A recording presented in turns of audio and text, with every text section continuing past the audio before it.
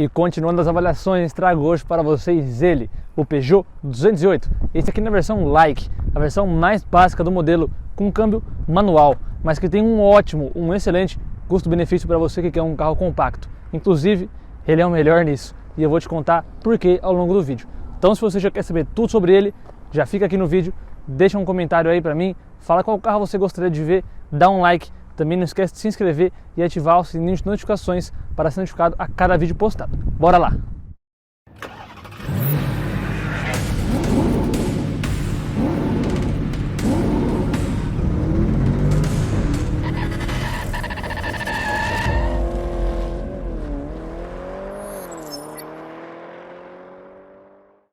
Bom, aqui algumas coisas entregam que essa aqui é a versão de entrada, como rodas em calota, né? Uma roda de aço com calota por cima, bonita, por sinal, mas que mostra uma certa simplicidade do modelo do carro.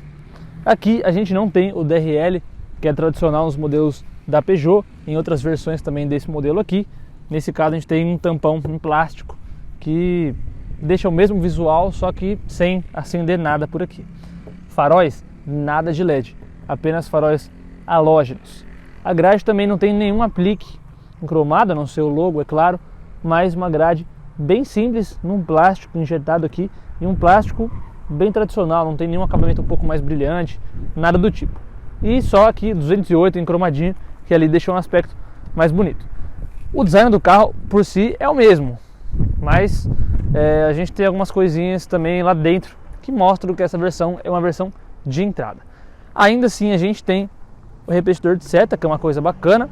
Lembrando que a gente não tem um DRL, porém quando você liga o carro, ele liga o farol, né? Com tudo desligado, ele ainda assim fica ligado. Essa é a posição do farol quando você liga o carro. Então ele já fica nessa configuração de farol ligado. Você nunca vai conseguir desligar totalmente os faróis do carro, o que é bacana. Então é um DRL mais ou menos, né? Não é em LED, mas é como se fosse. Então você nunca vai tomar uma multa porque está com o farol desligado. E ele tem umas coisinhas bacanas, mesmo sendo a versão de entrada. E eu vou te mostrar, que é um detalhe que eu tenho certeza que vai passar despercebido pela grande maioria das pessoas, que é a ausência de sensor de estacionamento e da câmera de ré. A câmera de ré você praticamente nem veria, é muito sutil a diferença. E é basicamente isso. A ponteira de escapamento também é um pouquinho diferente. O outro ele tem um aro um pouco mais grosso e ele é um pouco puxado para o cromado. Aqui não, é um pouco mais simples, mas tenho certeza que você nem vai reparar nisso quando você olhar o carro de traseiro. De resto, mesma coisa. A gente não tem nenhum emblema em nenhuma das versões indicando qual é a versão, então olhando assim de cara não tem como saber que essa é a versão Like. A gente tem aqui a inscrição Peugeot e a inscrição 208.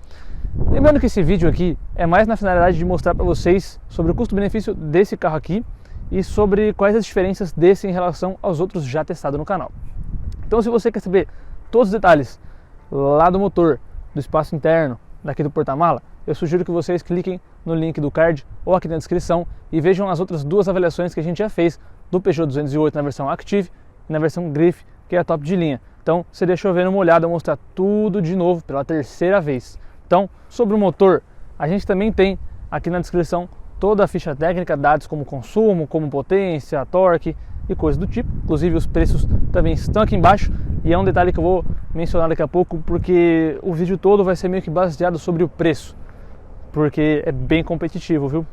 Bom, mas falando de novo aqui do porta-mala só um pouquinho, não em litragem, mas sim em facilidade. A gente tem a abertura elétrica aqui pela tampa, coisa que não é todo carro que tem nessa categoria aqui. Tem carro que você tem que enfiar a chave ali e girar, e isso não é bacana. Lembrando também que ele é muito bem acabado, só o espaço que poderia ser melhor. Bom, fechando aqui. Agora eu quero mostrar para vocês lá dentro o que muda, e é onde a gente vê as principais mudanças, além da parte estética, mas sim na parte manual. É isso aí, bora lá! E aqui dentro do 208 Like, eu quero frisar diversos pontos importantes desse carro aqui e que fazem ele valer muito a pena quando a gente olha ele em relação aos outros concorrentes. Primeiro ponto, acabamento. Plástico, é claro, mas de ótima qualidade. Aqui a gente tem tecido, não é todo carro que tem tecido aqui na porta. Aqui a gente não tem muitos detalhes, mas aqui a gente tem esse detalhe que parece uma fibra de carbono. Isso não é macio ao toque, mas é muito bom. O material, o acabamento é muito bom. Aqui também não tem nada de cromado, é maçaneta no plástico, preto, natural. Mas também, assim, tem um aspecto bom. Os botões do vidro são todos um toque, tanto da frente quanto de trás. A gente tem retrovisor elétrico, não tem a função de rebater, mas pelo menos é elétrico, e isso é bem bacana. Aqui no painel a gente também continua com esse detalhe em fibra de carbono, imitando, quer dizer, fibra de carbono, que eu acho bem bonito. Ele tem esse salto aqui para frente, é um painel com design excepcional, a gente não tem nem muito o que comentar em relação a isso. O banco também tem uma qualidade de tecido muito superior aos concorrentes, é um banco bem macio com ótimas abas laterais. E também falando sobre acabamento, a gente também tem esse black piano aqui em volta, igual na versão top de linha, os cromadinhos igual na versão top de linha. Aqui o painel cluster não é igual, mas a gente ainda tem alguns detalhes também nesse prateado, aqui nas saídas de ar-condicionado, que também é bem bonito. A gente continua tendo tweeter, né? Então são 6 alto-falantes, 2 tweeters e 4 alto-falantes aqui na porta. E também aqui esses detalhes do painel que são iguais às versões top de linha, que também bonitas com esse black piano e esses detalhes aqui em prateado. Black piano aqui tudo também bem bacana. Aqui fica alguns detalhes diferentes, afinal essa aqui é uma versão manual, como vocês podem ver, mas a manopla também tem um acabamento black piano, bem bonita, inclusive uma manopla que tem uma pegada muito bacana. Tem também uma relação de marcha que eu gostei, e também é um câmbio bem curtinho, então é bem bacana. Aqui a gente tem esse espaço para colocar celular, tudo muito bem encaixado. Claro, é plástico, não tem tapetinho, mas a gente tem esses degraus aqui, que é legal para não ficar tudo escorregando aqui dentro. Então, acabamento é um ponto fortíssimo desse carro e é bem superior aos seus concorrentes. Segundo ponto, a gente tem ajuste de altura e de profundidade. Nenhum carro praticamente da categoria tem isso, todos têm só de altura. Esse aqui de altura e profundidade. E mesmo na versão básica, ele continua tendo aquele conceito iCockpit, que você enxerga o cluster por cima do volante. Ou seja, o volante é o mesmo das outras versões, a única coisa que não tem a costura aqui em couro, ele não é em couro, mas a gente continua tendo black piano, continua tendo esse prateadinho aqui bem bonito. Tem algumas funções bacanas como volume e aqui para você mexer na multimídia, na música, e para você mexer no controle de bordo. Coisa bem curiosa desse carro, que também é um ponto positivíssimo para quem pegar muita estrada, é aqui, ó, piloto automático. Sim, a gente tem piloto automático em um carro manual. Ligando aqui o carro para ficar mais fácil de ver, poder virar o volante, a gente tem algumas configurações como o limite de velocidade e o cruise control, que não é adaptativo, mas a gente consegue setar uma velocidade. O ruim é que ele fica um pouco escondido aqui atrás, mas você se acostuma rapidinho, viu? É bem fácil de mexer, só não é tão intuitivo assim. Aqui no cluster a gente tem comando simples, não tem nada muito especial. Então aqui a gente tem o tacômetro, né, o conta-giro, que inclusive ele é ao contrário, ó, ele é invertido. Deixa eu dar uma aceleradinha aqui pra vocês verem, ó. Tá vendo? Ele vai da direita para esquerda, no sentido anti-horário, diferente. E aqui o velocímetro. No meio a gente tem aqui o velocímetro digital também, marcador de combustível.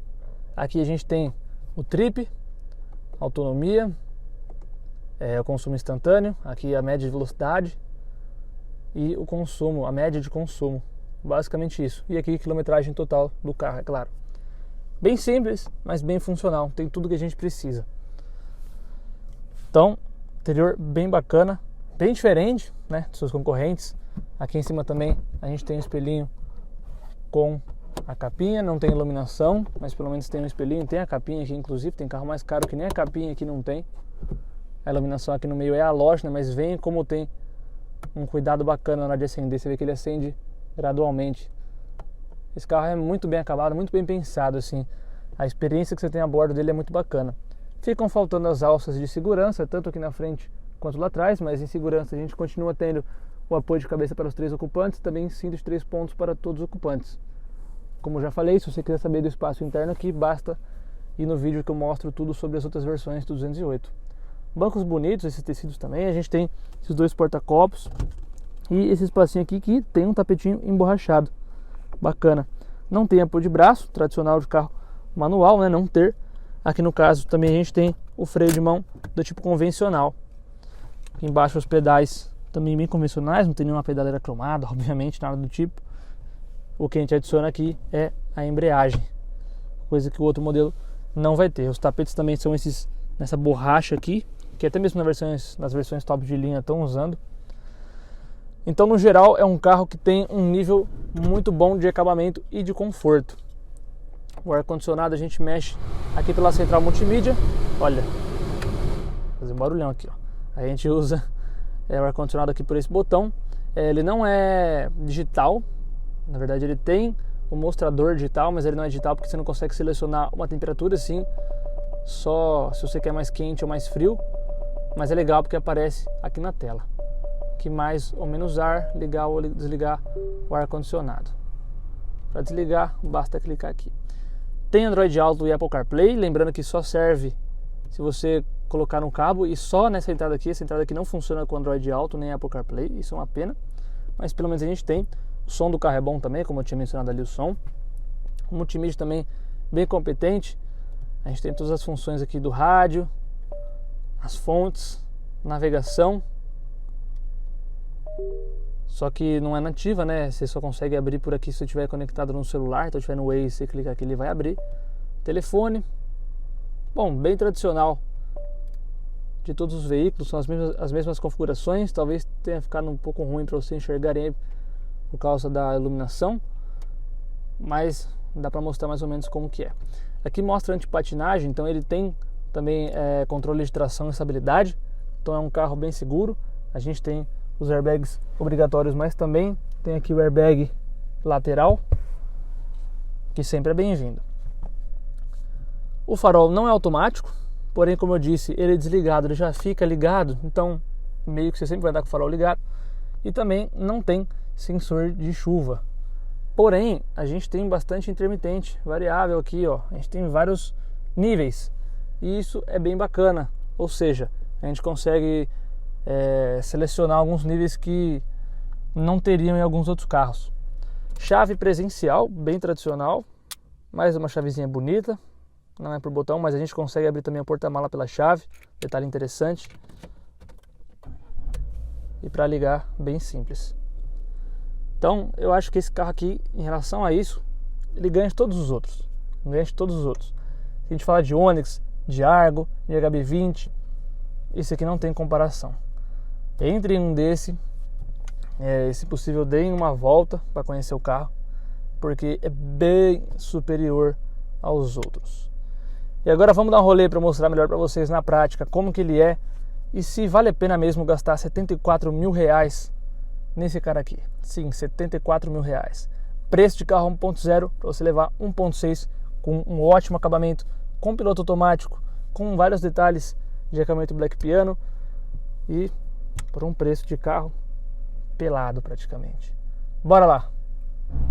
É isso aí, galera, bora dar um rolê a bordo do 208 Like, versão de entrada, câmbio manual, um pouco pelado, né, do 208 comparado às outras versões mais top de linha, como atestaram anteriormente aqui no canal, a Grife, que é bem bacana também, claro, e também tem um bom custo-benefício, como comentei lá no vídeo, mas essa aqui é a versão que tem o melhor custo-benefício entre todos os compactos, eu diria.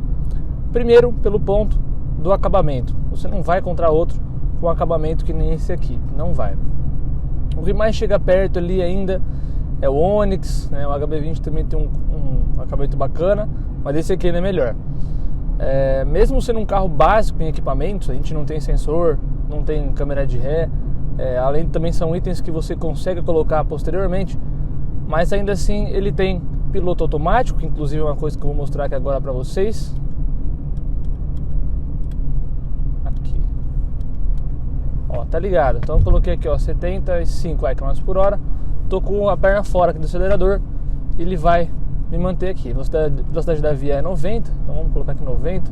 Lembrando que ele não é adaptativo, né? Não é o ACC, é apenas um controle de cruzeiro tradicional. Ele não freia se alguém na frente frear. Inclusive, se eu frear aqui, ó, ele pausa, ele sai do automático. E também se eu mudar de marcha. Então, por exemplo, se eu colocar aqui uma quarta e eu ativar o controle de cruzeiro, ele não vai mudar para quinta, obviamente, porque ele é manual. Mas pelo menos ele vai acelerar da mesma forma do que um carro automático. Só que também ele vai esgoelando, né? Então, se eu colocar 100 km por hora, ele vai chegar a 100 por hora de quarta marcha e vai ficar com o giro lá em cima. E se eu, por exemplo, tô aqui, ó, quero colocar uma terceira nessa descida, ó, ele pausa novamente. Então, toda vez que eu alterar a marcha, seja para cima ou para baixo, ele vai pausar. Mas em viagens, em rodovia, a gente nunca mexe praticamente no câmbio, né? Botou na quinta ou na sexta, alguns carros têm sexta, e vai embora. Então não tem essa de ficar mexendo. E isso é muito mais prático, é muito mais confortável no dia a dia, para quem pega bastante estrada. Coisa que é um diferencial bem bacana desse carro aqui e que eu gosto bastante mesmo. Além disso, também a multimídia dele é bem completa e é a mesma multimídia da versão top de linha. Então, mesmo numa versão de entrada, a gente tem alguns equipamentos iguais, né? Também, como continuando falando sobre acabamento, como eu falei na parte do interior, aqui com esses cromadinhos, esse black piano aqui dá um aspecto bem legal. O que te faz sentir numa versão de entrada é apenas o cluster, que é a mesma da versão Active, que é ali com uma intermediária, um pouco mais para baixo do que para cima. É basicamente esse carro aqui, só que com câmbio automático, roda de liga leve e DRL. O DRL eu acho também uma coisa que poderia ter, não custa muito para a montadora colocar um DRL a ponto de aumentar tanto assim o valor do carro, mas eu acho que ainda assim é uma coisa que você pode colocar depois também, imagino. Não é uma coisa que faz tanta diferença assim. Em relação a desempenho, eu tô em quinta marcha, dei uma acelerada, ó, o Argo me fechando aqui. Eita, não dá seta, fecha, não tá nem pra nada. E pessoal, faz isso não. Aqui, ó, eu coloquei numa quarta, ó, numa retomada, ele não vai tão bem assim. Se eu colocar de quinta numa retomada aqui também, aí ele vai demorar um pouco mais. E se eu colocar uma terceira aqui, o motor vai subir o giro pra caramba e vai ficar desconfortável. Então isso não é muito bacana. Aqui, ó, vou colocar uma quarta, vou dar uma pisadinha um pouco mais. Ó, ele até vai, mas não vai nada muito excepcional. Então assim, a gente tem um carro que tem um desempenho bom pro que ele é feito, que é pra cidade.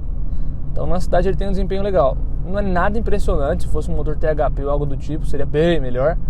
Mas ainda assim a gente tem um desempenho que é o que a gente espera de um carro 1.6, que tem essa potência, esse torque. Não é nada tão estrondoso assim, mas é bacana. Poderia ser melhor, né? A gente tem os concorrentes com motor turbo, mas o bacana desse motor aqui é que a gente já tem conhecimento do mercado, já sabe como ele funciona, é mais fácil de manutenção. A gente sabe que são componentes a menos, quer dizer, são problemas a menos para dar dor de cabeça lá na frente, como alguns carros turbo hoje em dia, né, podem vir a dar mais problemas lá na frente. E eu acho que isso são coisas que devem serem levadas bem em consideração e colocar na ponta do lápis para ver relação a gasto, custo, esse tipo de coisa. Lembrando que esse carro aqui também ele é bem confortável na estrada, tanto na cidade. Hoje eu estou falando aqui um pouco mais agora da estrada, mas no geral na cidade ele também é bem confortável. A suspensão dele é muito bem calibrada, é um câmbio também muito bem calibrado, tem um escalonamento bacana de marcha. Ele é bem macio também e tem encaixes bem diretos. Gostei bastante desse câmbio aqui. E a manopla dele tem um encaixe legal na mão, assim, tem uma ergonomia muito boa. Então assim, no geral é um carro bem agradável de guiar. É um dos melhores que eu já guiei, inclusive, dessa categoria aqui. Fica ali junto com o HB20. O HB20 também é bem gostoso de dirigir. O HB20 Sense na versão que eu peguei, inclusive bem mais pelado que esse aqui, não tinha nem multimídia, não tinha nem alarme. Ele também era bem gostoso de dirigir, só que ele era 1.0, né? Então esse aqui ele tem um desempenho superior. No geral é um carro bem agradável. Esse volantinho aqui também eu gosto bastante. Eu gosto dessa visão iCockpit, né, que a Peugeot chama, que é você ver o cluster por cima do volante. Esse volantezinho pequenininho traz uma direção um pouco mais direta, né? Você sente que ela não é uma direção muito boba. Ela não tem muito aquele jogo, ó, eu faço assim, se sente o carro mexe. Tem direção que você faz assim, o carro não sai do lugar, ele tem uma zona morta muito grande, esse aqui não tem. E ela é progressiva, então quanto mais rápido você tá, mais pesadinha ela fica, bacana para a estrada. E na cidade também ela é bem levinha, para manobrar é realmente muito bom. O que falta nesse carro são itens tradicionais que te ajudam no dia a dia, como sensor de câmera é ruim, hein? Sensor de ré, câmera de ré, coisas do tipo. Mas que assim, dá para viver sem, se você está acostumado. Se você não está acostumado, é só pôr. Não é uma coisa que vai mudar muito no orçamento final. E é um detalhe que vai fazer uma diferença considerável. Eu aconselho vocês a colocarem. Agora, lembrando que esse carro aqui custa R$75 mil, e ele é preço de carro de entrada, basicamente. E ele é 1.6, a maioria dos carros dessa faixa de preço são 1.0. Inclusive a gente consegue levar um carro desse aqui por um preço de um Mobi, de um Kwid, e com certeza um desse aqui vale muito mais a pena. O espaço interno dele não é tão bom assim, ele é relativamente pequeno, porém vai muito de uso para uso, né? Eu só ando sozinho, no máximo com a minha namorada aqui no carro, raras vezes que alguém anda atrás, quase não uso porta-mala, então para o meu uso esse carro aqui estava perfeito. Se você quer mais porta-mala, tem um Sandero, que é o maior da categoria. Tem outros carros como o Gol hoje em dia que estão bem desatualizados. O Polo para cima já começa a ficar bem mais caro, mas o HB20, o Onix também tem ali um tamanho de porta-mala até que aproximado desse aqui. Agora, entre o porta-malas de todos, o Sandero é melhor. Só que em relação à dirigibilidade, esse aqui é muito superior ao Sandero, a todos os outros da categoria. O único que eu não andei, na verdade, ainda foi o Onix, né? A Chevrolet ainda não me empresta carro para testes. Mas dos outros que eu já andei, esse aqui, se não tá no primeiro ali na lista, em direção assim, tá muito quase. Ele é realmente bem confortável de guiar. E no geral eu gostei bastante desse carro. Bom, sempre gostei do 208 em todas as suas versões, mas essa versão aqui foi uma das que mais me agradou, por incrível que pareça, mesmo sendo uma versão mais simples.